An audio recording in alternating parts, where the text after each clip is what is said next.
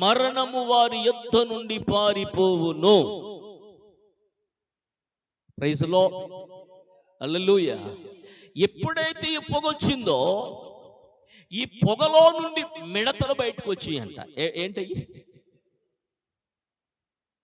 గడ్డి ఆకులు అలుములు తినే మిడతలో ఇప్పుడు మనుషుల మీద దాడి చేయడానికి ప్రయత్నం చేస్తున్నాయి.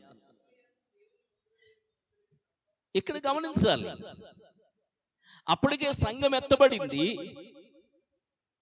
అప్పటికే శ్రమలు ఒకటి తర్వాత ఒకటి వస్తున్నాయి, సముద్రపు నీరు చేదైపోయింది, అగ్ని చేత కాల్చబడుతుంది, నక్షత్రం పడింది. ఇన్ని శ్రమలు అనుభవించిన మారు మనసు పొందినోళ్ళు కాదేళ్ళో, వీళ్ళ హృదయాలు కఠినమైపోయినాయి. ఏమైపోయినాయి? కొంతమంది జీవితాలు చూడండి,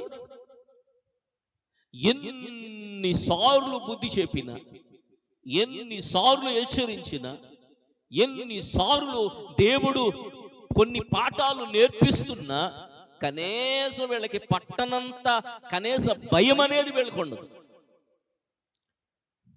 భయం అనేది ఉండదండి. ఎన్ని అపాయాల నుంచి దేవుడు తప్పించట్లేదు, ఎన్ని శ్రమల నుంచి నిన్ను విడిపించడం లేదు, ఎన్ని కష్టాల నుంచి దేవుడు నిన్ను ప్రియులకు అడ్డెక్కించట్లేదు. ఇన్ని పరిస్థితులు కలిగినా, ఇన్ని శ్రమలు కలిగినా, ఇన్ని అపాయాలలో నుంచి, ఇన్ని నష్టాలలో నుంచి, భయంకరమైన పరిస్థితి నుంచి విడిపిస్తున్నా, కనికరిస్తున్నా కనీసం వీళ్ళ మనసు మార్చుకుని సరవుదాము అనే ఆలోచన కూడా లేకుండా తిరిగేస్తున్నారు. వీళ్ళు ఏమన్నారు? అసలు బుద్ధి ఉన్నవాళ్ళ, బుద్ధి లేనివాళ్ళ?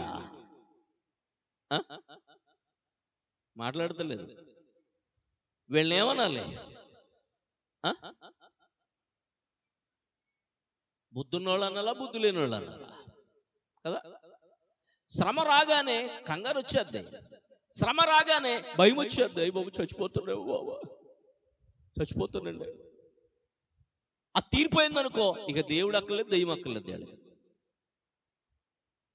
కొంచెం బాధ రానివ్వండి, ఒక దెబ్బ తగలనివ్వండి, అయ్యి బాబు ఇక అసలు ప్రార్థన అసలు మానండి, పడగరా పొరపాటున మానండి, పొరపాటున మాను అంతే. ఒక రోజు, 2 రోజులు, ఆ తర్వాత ఇక అడ్రస్ ఉంటాడు, మరలా తగలాలి, మరలా తగలాలి.